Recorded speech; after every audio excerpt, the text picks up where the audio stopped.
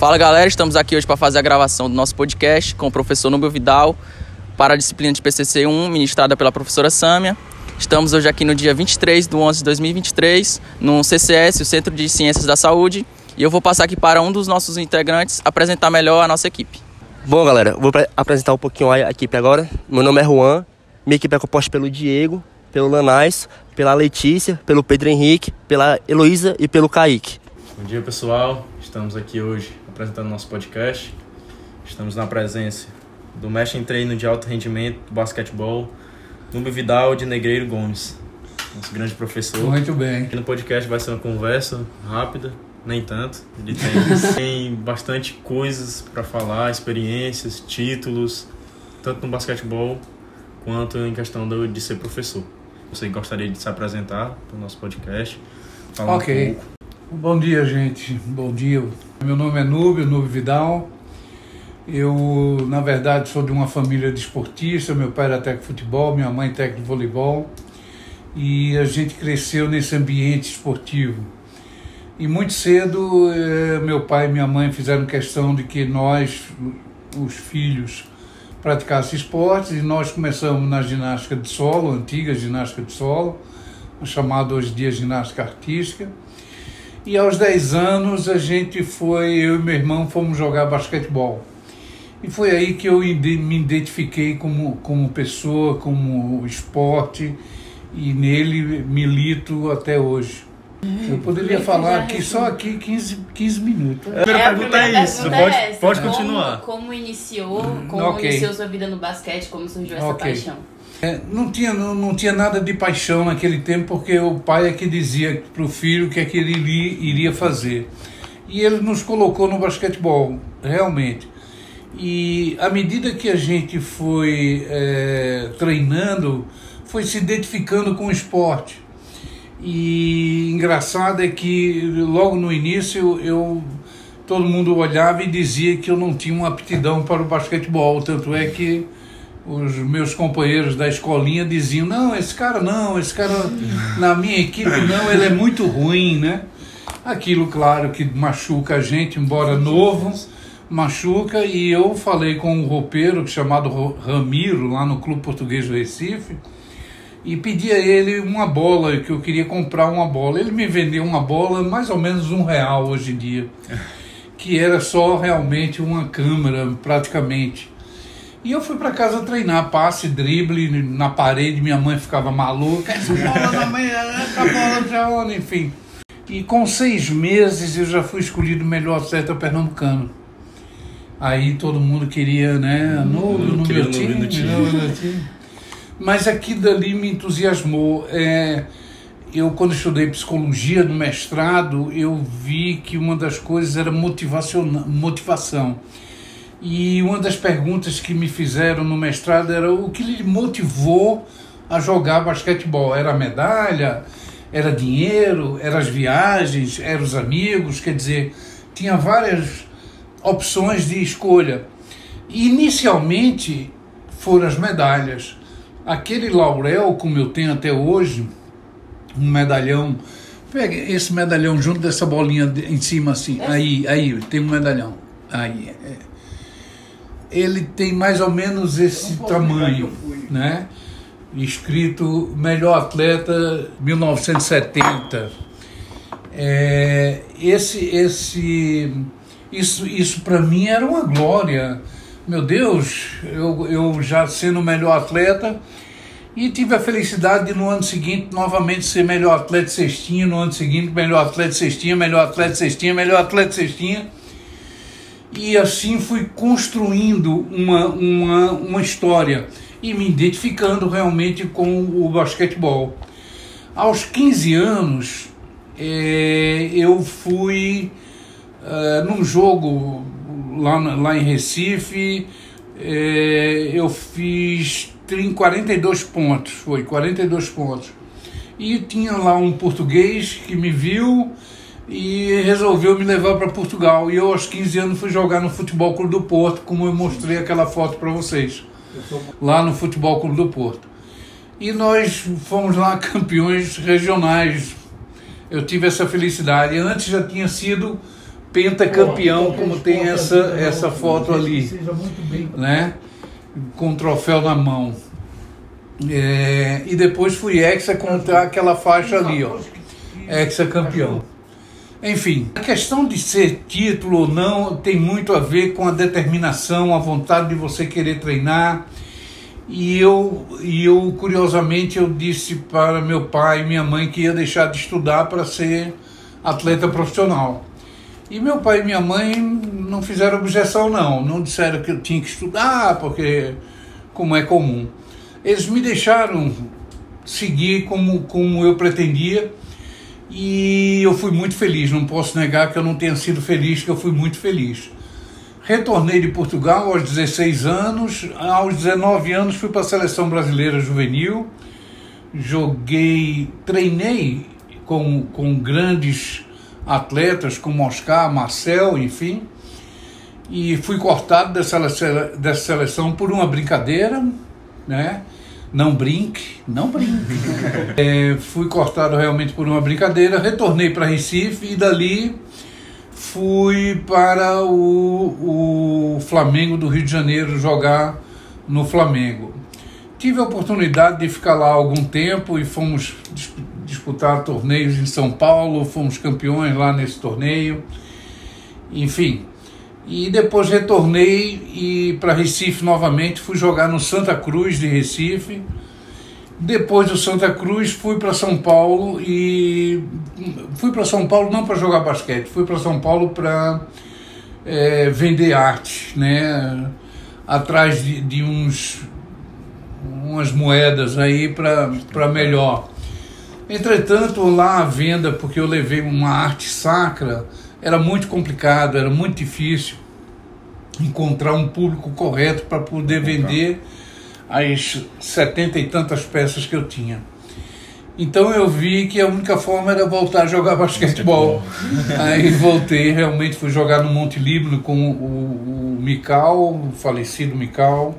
Mas aí surgiu, meu pai era técnico de futebol aqui no Ceará, do Ceará Sporting. E meu pai liga para mim dizendo: Núbio, venha para cá porque parece que vão fundar basquetebol no Ceará Esporte Clube. E o presidente, que era Franzé Moraes, ele quer que você fique na frente desse projeto. E eu achei ótimo esse retorno, porque ia estar junto à família e iria desenvolver basquetebol, que era uma coisa que eu gosto. Quando cheguei aqui, na verdade, o Franzé Moraes, que era o presidente do Ceará, ele tinha essa pretensão, mas não foi para frente. E eu me vi novamente obrigado a usar do meu talento de jogar basquetebol.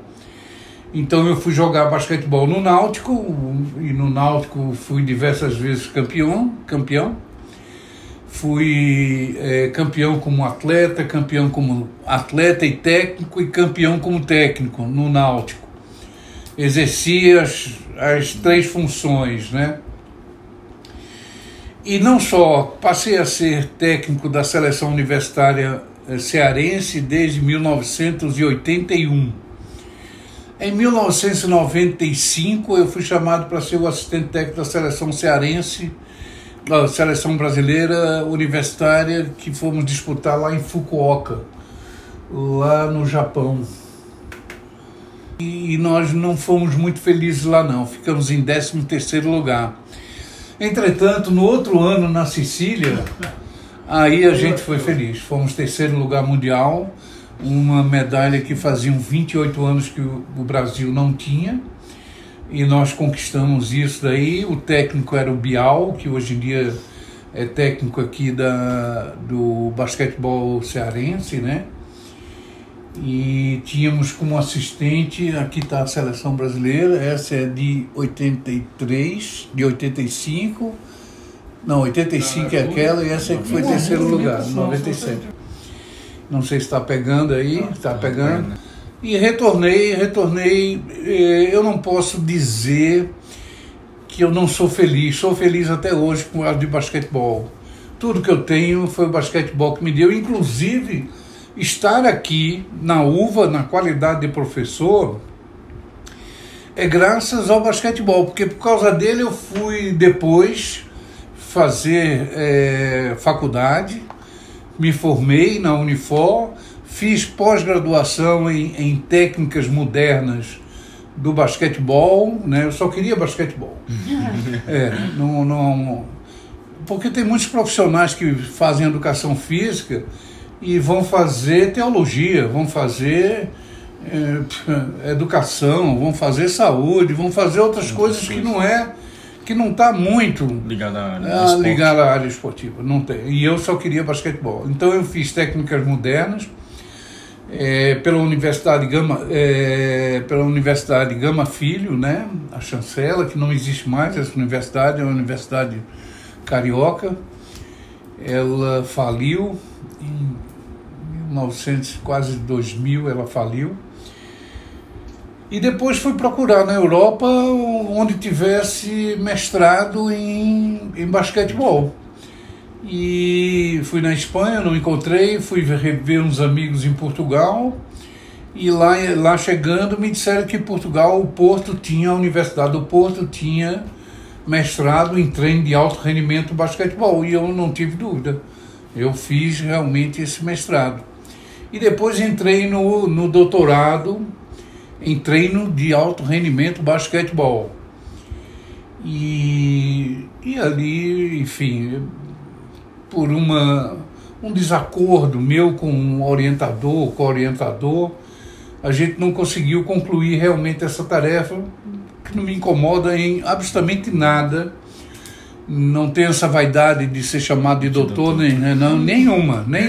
E a questão realmente era o exemplo que eu poderia ser para meu filho, e foi. Hoje em dia meu filho mora em Portugal, faz doutorado, defende dezembro para janeiro ele defende a tese dele. Enfim, eu estou feliz com tudo isso. Enfim. Professor, você falando dos títulos e tudo, a nossa próxima pergunta era: o que é o título mais marcante da sua vida? Olha, é difícil você dizer, né? Porque são muitos títulos significativos. Porque você, atrás de um título, você vê o esforço, você vê dedicação, você vê renúncia, você vê diversas coisas que você valoriza, você dá um valor especial a cada um deles. Mas eu não posso negar que o meu primeiro título foi fantástico. Porque você, né, tem uma propaganda da Valizé que era assim, né? O primeiro sutiã ninguém esquece. Né? Pois é, para mim era o primeiro Valizé, era o primeiro sutiã. Eu não esqueci esse meu primeiro título, porque ele realmente foi ele que me deu gás, me impulsionou para que eu continuasse sendo melhor, cada vez melhor.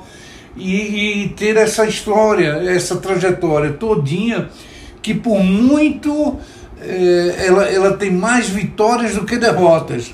Mas as derrotas eram para mim instigantes, elas não eram motivantes. Porque eu sempre buscava nas derrotas onde foram as falhas. E tem uma frase do Jordan que diz assim: eu perdi muitos jogos, né? Mas eu perdi muitos jogos porque eu decidi bolas e que eu ia para casa e ficava pensando. E eu novamente voltava e ia treinar aquilo que eu perdi. E eu fazia a mesma coisa. Quando perdíamos um título, um jogo, alguma coisa, eu ia para a quadra no dia seguinte e dizia: pô, eu errei isso. Eu ia treinar aquilo para não errar mais. Eu iria errar outra coisa, mas aquilo não erraria mais. E dito e feito, a gente realmente teve essa trajetória de sucesso. E eu gosto, né, da competição. Essa história de ganhar e perder, para mim, ainda é muito motivante, né? É o que me dá gás. Muito embora eu esteja hoje na academia mais atuando na qualidade docente mesmo, do que propriamente como técnico, né? Mas eu sou um analista, né? Minhas teses todas são em análise e observação do jogo. Então eu assisto NBB, eu assisto campeonatos cearenses, eu assisto campeonatos europeus, etc, etc, etc. E sempre com aquele olhar de analista, não de torcedor, porque o torcedor é paixão, enfim, né, é outra história, né, é um olhar diferente. O meu não, o meu é de analista. Você vê o basquetebol de hoje em dia, o basquetebol que eu pratiquei, há uma diferença gritante em nível físico, nível técnico, de estratégias dos técnicos, enfim, de estrutura da própria equipe, né? No meu tempo, o técnico, ele era psicólogo, massagista, ele era o coach pano manga. Hoje em dia não, hoje em dia você tem um staff de pessoas e outros profissionais que dão um suporte fantástico para que você possa trabalhar e treinar em alto rendimento. Não é fácil, que não é fácil. Hoje em dia a coisa é muito mais, penso eu, complicada. Muito embora as tecnologias antigas, elas eram bem tupiniquins, né? Eram bem rudimentares, né? A gente, para treinar rebote, botava um pedaço de pau de madeira fechando o aro para a bola não entrar e você ficava procurando a bola. E agora, tá entendendo? Para dar sentido de tempo de reação, de você reagir ao momento certo para poder pegar aquela bola, enfim. Era bem diferente, você não tinha academia, o que você tinha era maromba, né? Você pegava um ferro, botava 2 latas com cimento do lado e ali você levantava, você fazia agachamento, enfim. A coisa era bem assim, bem tupiniquim, né? Não tinha essa estrutura que tem hoje em dia. A outra pergunta, mesmo que você já respondeu que foi o basquete, lhe despertou esse interesse de estudar, mas o que motivou você a se tornar o professor, a repassar os seus conhecimentos? Também foi assim, sinceramente, nunca imaginei ser professor universitário, nunca. Mas quando eu me formei na Unifor, eu tive um desenvolvimento muito bom aos olhos dos professores que lá me ensinaram o beabá da educação física. Eles entenderam que o Núbio tinha uma boa qualidade didática, pedagógica didática, para poder substituir algum professor no nível superior. Para além, evidentemente, da minha trajetória, né? Porque não é só por isso, às vezes você tem título, mas você tem conhecimento, mas não tem uma didática que possa repassar. Não consegue repassar. Não consegue repassar isso. E isso é natural. Isso você vê muito nas universidades, não só no ensino médio, ensino infantil, enfim. E foi quando a Unifor me fez um convite para que eu fosse professor da disciplina basquetebol. E eu prontamente aceitei. Inicialmente era só essa disciplina, e passado um ano aí eles me deram outra disciplina e assim foram me dando outras disciplinas. Eu comecei a aprofundar meus conhecimentos em outras disciplinas. Como eu disse, quando eu fiz minha graduação, eu só queria basquetebol. E eu fui estudar mesmo, foi quando eu fui para o mestrado. Aí eu fui estudar metodologia, psicologia, treinamento esportivo, fisiologia, exercício em esforço, em repouso, enfim. Fui estudar muitas coisas que era importante eu ter conhecimento, até para que eu elaborasse, planificasse o meu ano com a minha equipe. Eu tinha que ter uma trajetória, um gráfico tal, que eles aqui, quando chegasse em abril, eles tinham que estar num estágio tal, quando chegasse em junho, num estágio tal, porque, quando chegasse setembro, eles iam começar o campeonato. E o final do campeonato, que geralmente era dezembro, eles tinham que estar no top, né? No auge. E isso nós conseguimos fazer com a ajuda de muitas pessoas, com a humildade de ligar para pessoas e perguntar: olha, como é que você trabalha? Como é que você faz isso? Eu nunca tive vergonha de dizer isso. Eu sou muito grato a tantas pessoas que você não tem nem ideia. Há tantas pessoas como eu sou grato por eles todos terem me ajudado nessa minha trajetória, tanto como acadêmico, professor, que muitos me ajudaram, muitos, como técnico, muitos técnicos também me ajudaram no Brasil todo. Muitas pessoas, e não só no Brasil, fora, né? E como técnico eu tive a oportunidade realmente de ser técnico aqui no Ceará, em Pernambuco, em Portugal. Também fui técnico em Portugal do acadêmico o acadêmico, tá aqui. Bom, fui técnico também dessa equipe do acadêmico em Portugal. Quer dizer, você ter essas experiências, isso é muito bom, fortalece, ajuda muito. Dá crédito, as pessoas realmente dizem, pô, a bagagem do cara é interessante, o que nos permite confiar naquele trabalho daquele cara. Para além, evidentemente, de saber que você tem alguns títulos, mas que também tem algumas derrotas, né? Eu lembro de uma aula que você comentou que você estava dando aula para crianças e essas crianças não tinham noção de higiene e você acabou sim. adquirindo... Sim, eu tenho um questionamento muito grande contra essa questão do professor que se denomina educador. Eu penso que se você educa as suas crianças, os seus alunos, como educa seu filho, aí eu digo que você é educador. Mas se você não tem essa paciência, né? Como dizia minha avó, educação, teu nome é paciência. Se você não tem essa paciência, você não pode ser denominado de educador. Você é um professor, né? Você simplesmente repassa conteúdos, mas você não forma indivíduos.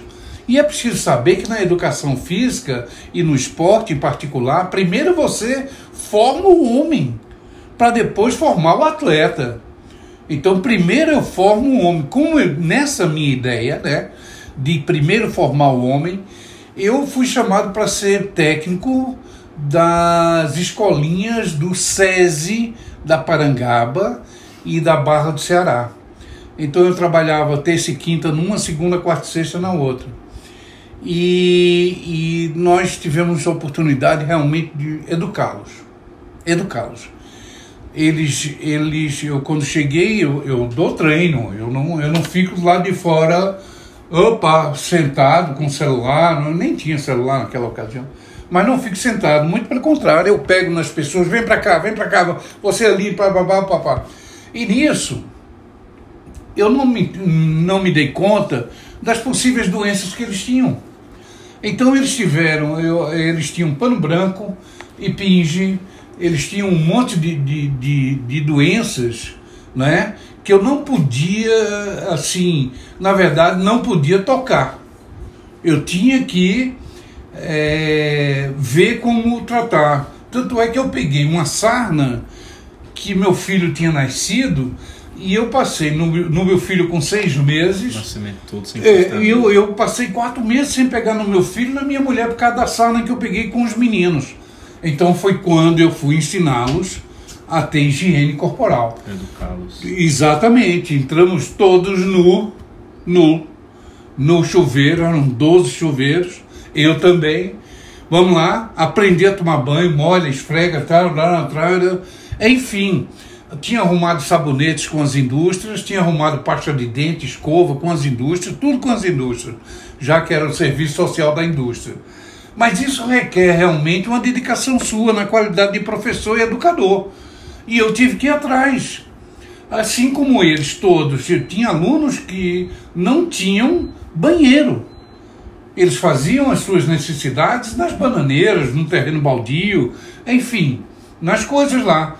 E eu perguntei para eles, o que é que vocês mais querem? Eles todos, dinheiro. Eu disse, maravilha, então vamos atrás de dinheiro, né? O que é que você sabe fazer? Aí, eu sei pintar, eu sei isso, eu sei aquilo. Então eu fui atrás de ter matéria-prima para essas coisas todas. Conseguimos matéria-prima, aí tinha um grupo que não sabia fazer nada. Eu disse, não tem problema, vocês vão ser os vendedores. Aprender a vender. E eles, venderam. Com o dinheiro compraram tênis, todos de tênis. Só você vendo, chega, estou arrepiado. Todos de tênis, tudo uniformizado. Fizemos viagem com eles pelo o Vale do Jaguaribe. Fomos jogar em Jaguaruana, Russas, não sei aonde. Altamente educados, sentavam na mesa, não tinha essa história de jogar pão no outro, de ficar batendo talher, nada disso. Altamente educados os meninos. Só saíam do quarto depois de arrumar sua cama, a ponto de o grupo lá dizer assim, não, se for a equipe do Núbio, pode vir que a gente bota eles aqui no melhor lugar, porque sabia que a gente tinha comportamento de educação. E fui chamado então pela coordenação do SESI e disseram assim para mim, nós já vimos de tudo, mas não sabíamos que você conseguia educar através de uma bola de basquetebol. E foi através de uma bola. Muitos desses meninos eu consegui bolsa de estudos em colégios como Cristos, Batista, Capital, que não existe mais o Colégio Capital. Consegui empregos para muitos deles, porque foi no começo de computação e eu consegui bolsa de estudo de graça. 12 bolsas de estudo eles fizeram, hoje em dia são bem empregados. Quando eu me encontro com eles na rua, eles me dão um abraço saudoso do quanto realmente foi gratificante aquele momento que nós tivemos junto. E para mim também foi uma aprendizagem de entender isso, quer dizer, o educar não é só repassar conhecimento, não é isso. Educar é realmente você cuidar da pessoa, né? Tem uma música do Peninha que diz assim, quando a gente ama, a gente cuida. Então, eu aprendi isso, eu amo as pessoas, eu tenho esse meu lado humano, né? Eu sou capaz de amar as pessoas. E justamente por amar, eu sei cuidar das pessoas. Eu sei. Que diga minha mulher. E diante disso, da sua experiência toda, queria saber se você enfrentou, teve alguma dificuldade nessa área pedagógica. Se teve alguma, quando você começou, já que você não era professor, mas e sim atleta. No início sim, né? Academicamente falando, dentro da universidade, você é um caloiro, né? Na qualidade de docente, você é um caloiro e você sofre porque você não conhece o sistema. Eu, por exemplo, eu não sabia que quando você fazia uma prova final, você não podia ficar com um aluno só na sala. Quer dizer, e outros pequenos detalhes como esse, né? Para que não suscite, né, imagem de, opa, o cara passou porque ficou sozinho com o Núbio deu nota para ele fácil, né? E fui aprendendo muita coisa. Primeiro, o sistema, que cada universidade tem seu sistema, tem sua forma de atuar. Segundo, os conteúdos, eles são mutantes, eles vão mudando à medida que o tempo vai passando. Os conteúdos do basquetebol, que era do meu tempo, né, ou a ementa, como se coloca hoje em dia, eles são diferentes. Hoje em dia nós temos o basquetebol para cadeirantes, que era uma coisa que não se falava no meu tempo, praticamente nem existia. E hoje em dia a gente já comenta isso na sala de aula. Lamentamos não ter na prática, porque só existe cadeirantes em Fortaleza. O deslocamento para cá, ele só vem se tiver um ônibus que vá buscá-lo. Quer dizer, é uma coisa que requer dinheiro e não é essa disponibilidade de dinheiro que a universidade tem. Mas temos oportunidade, às vezes, de chamar uma pessoa expert e que dê uma palestra ou um seminário durante 2 dias, ou ainda, se não tem essa possibilidade, né, por qualquer que seja o imprevisto, a gente, evidentemente, com um módico conhecimento, a gente ainda fala, principalmente para repasse a ideia de que existe basquetebol cadeirante e como ele se pratica. A ideia é mais ou menos essa. São dificuldades, em todo campo vai haver dificuldades, você não tem moleza. Na vida não tem moleza, gente. Não importa em que período, vocês agora, na atualidade, mesmo com todos os recursos que vocês têm na mão, né, que sabem, têm habilidade para isso, coisa que eu não tenho, mas que vocês têm, vocês vão encontrar algumas dificuldades, às vezes tão próximas de vocês, Às vezes a dificuldade é o seu parceiro que está do lado. No mais é isso. Eu venho até agradecer, disponibilizar um tempinho valeu. pra gente, certo? E é isso, pessoal. A gente encerra nosso podcast por aqui. Obrigado. Meu pai, minha mãe, minha irmã, meu irmão e eu. Eu sou o maior da casa. Muito bem praticado, quer dizer, tenha uma profissão de ajuda. Tem fatores que a física muito bem realizada ajuda e uma boa alimentação. Se você não tiver nada disso, você não vai muito não. Eu não posso negar que eu fui